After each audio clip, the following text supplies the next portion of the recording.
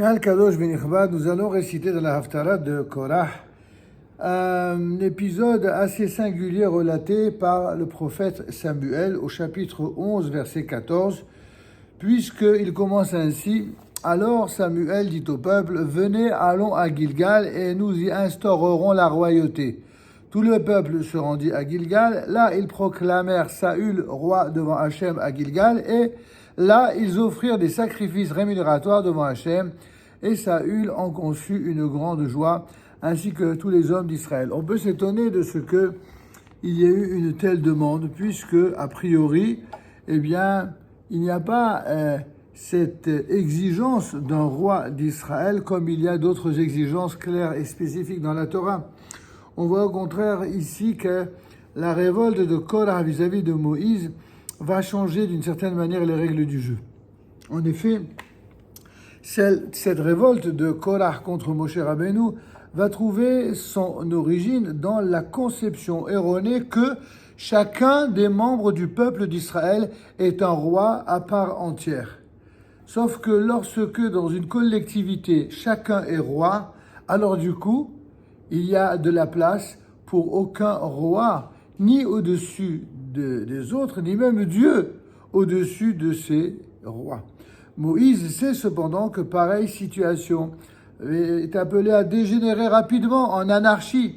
Il est nécessaire qu'une autorité soit imposée aux individus, quelle que soit leur grandeur personnelle, et en face une entité cohérente, capable d'assumer son destin, mais aussi de prévoir l'avenir, de construire l'avenir, de le réaliser avec une anticipation prophétique. Cette autorité doit être la Torah, qui est la parole de Dieu. Et contrairement aux autres nations, Israël n'aurait théoriquement donc nul besoin d'un roi ou d'un souverain absolu. Il doit être dirigé par un érudit versé dans la Torah, généralement un prophète, et soutenu par un appareil judiciaire, lui-même présidé par le Sanhédrin.